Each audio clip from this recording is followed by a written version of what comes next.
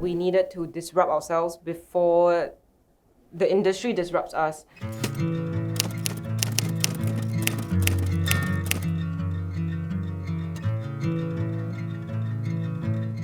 One of the most pivotal moments for Beyond the Vines was definitely the rebrand during the pandemic year in 2020. Before the rebrand, we were just solely a women's ready-to-wear brand. We had presence predominantly online, but also had a couple of stores in Singapore, Mandarin Gallery, Downtown Gallery. We also have presence in Philippines, in Thailand, in Australia, and in Indonesia. We were enjoying a good and steady growth of BTV. It was a great season of learning, but something was missing. Something didn't feel quite right. I remember one of the night where we just had our date night, and we were just out eating, and suddenly I popped a question to Rebecca, and I said, "Are you enjoying where BTV is right now?" And questioning whether were we happy with the progress of BTV, were we proud as co-founders of the business? When Daniel asked that question, I could not say a hard yes.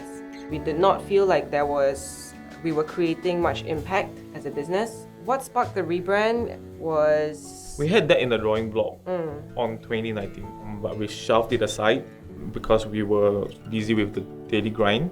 We didn't have much time to revisit it until early 2020, when we were presented with an opportunity to open a shop in Ngee Ann City. That was when we took it out from the shelf and began to have conversation around the rebrand. Halfway through circuit breaker, we gathered the team and said, look, no one's going to buy garments because people will be focused on toilet rolls. I thought that a low-lying fruit for us was to convert what we already know, to get materials from a garment and to reproduce it into a bag. And that was a foray of us being known as a design studio. Change is never easy. Yeah. Change is something that people are not comfortable with. Fortunately for us, we are blessed to have colleagues that stood by us, who believe in the new rebrand, and it resonated with them.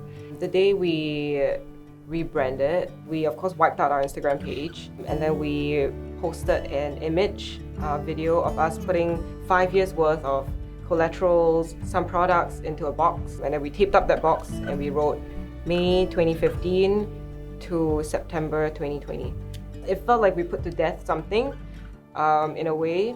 I feel like the tricky part about doing a business is also that it is very intact to who we are as founders.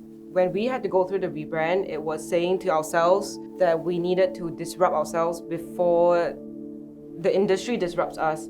The response of the brand has been pretty intense in a good way, I would say. I feel like I have not spoken to so many customers more in the last 6 months than in the last 5 years.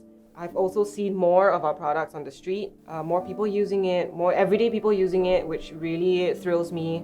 One lesson I feel like I've learned through the rebrand is it is very important to put our truest self forward. As entrepreneurs, we build businesses for the people. We build it to impact the community, to impact a generation. And I feel like if we put something out that isn't authentic to who we are, I'm not sure that's going to last for long and how much impact that can make. Well, for me, I've learned to never be afraid of disrupting yourself, to never be afraid of doubting the doubt. So I do hope that other businesses who are thinking of making the change, but who are fearful at this point, to really make the change and to really experience the difference as well.